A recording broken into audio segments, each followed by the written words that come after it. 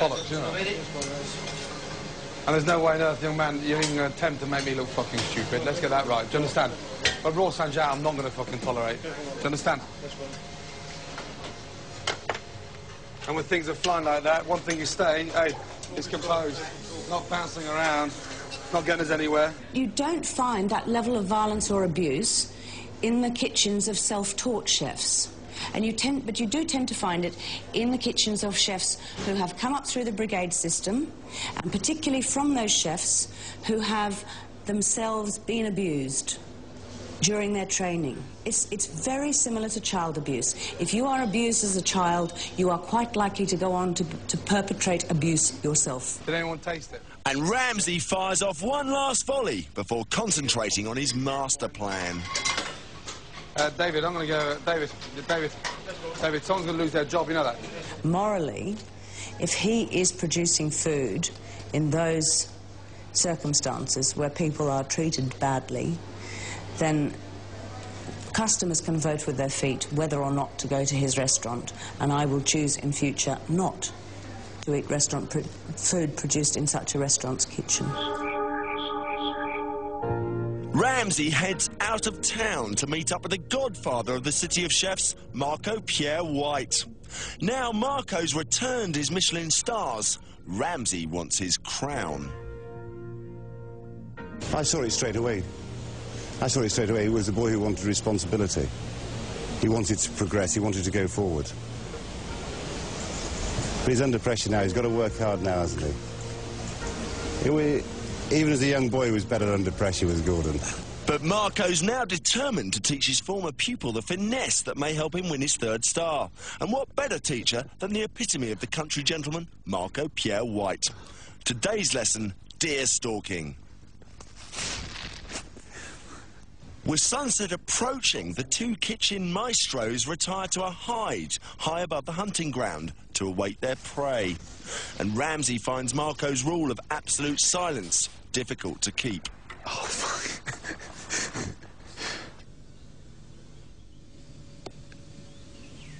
But soon, unused to the lack of activity, Ramsay succumbs to sleep, to the displeasure of his mentor. As dusk falls, bored after an hour spent up a tree and nothing doing, Marco remains determined to show his upstart ex-employee he's still boss. He closes for the kill.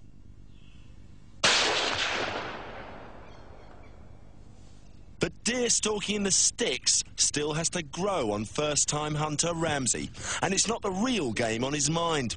Ramsay's plotting a much bigger kill back in the big city, to snatch Marco's title as king of brick cuisine.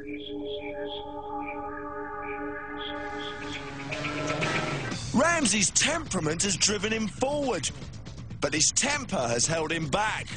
Standing here like a fucking idiot. So has he really got what it takes to be the next Marco Pierre White? With his expansion plans in mind, Ramsay's decided to dabble in customer relations with his own unique approach. And when they don't even turn up, it's Ramsay's employees who bear the brunt of his anger. The four turn up?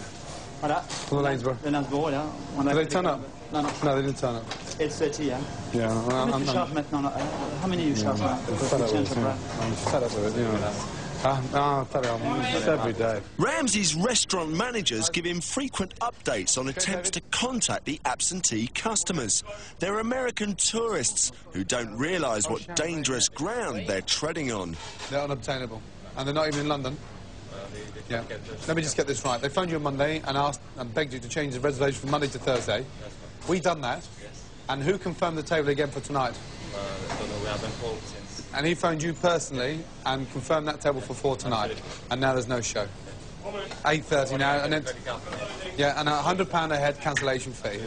As long as you got the confirmation call that they're coming tonight, and no one can contact them now. It's disgusting. But at the last minute, the managers receive word that the customers are arriving after all. Well, that's ridiculous. So now they're just making their own fucking... Now they're just dictating what time they're coming. They were booked at 9:15. The impression. Yeah, bullshit. At least Ramsay refrains from going out to give his customers a piece of his mind. Enlève table 2, monsieur. Go. Can you reach the pass, you? Wait. Slowly, your own time, Neil. 5 mo's 8, please.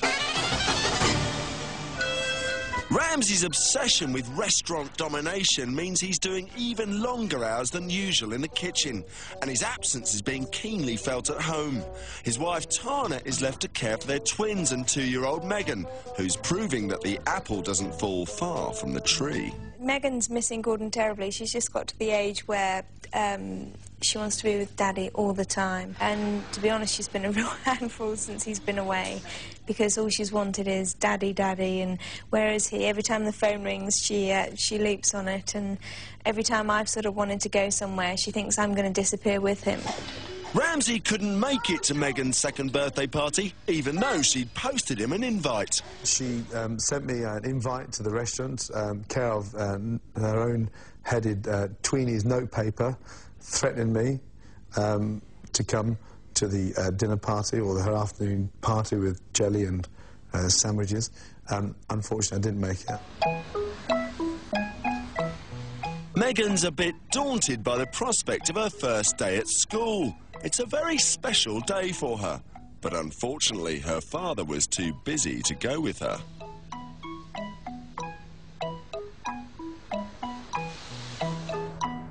Just 3 days later, Ramsay's home for the weekend, but Megan's school days have come to an abrupt end. A chip off the old block, she's been withdrawn from school. I can't believe she got kicked out of school. Megan's in my naughty books. She's been a naughty girl. She's been temporarily suspended from school. Surprise, surprise. Now, how embarrassing is that? It's cost £1,000 for 3 months, and she only spent 3 days there, so I'm glad to see she's following in her mother's footsteps, certainly not like her father. The Guildhall, London. In an attempt to raise his profile, Ramsay's accepted the invitation to oversee the cooking for the nation's famed literary elite at the Booker Prize. And it hasn't taken him long to find someone to Ramsay. Jesus Christ. Look, you can't even see straight with that hat over his fucking eyes. Just explain to him to shut the fuck up for 5 minutes. He's not going to be like that in service, is he? Hey! Excuse me! Shh!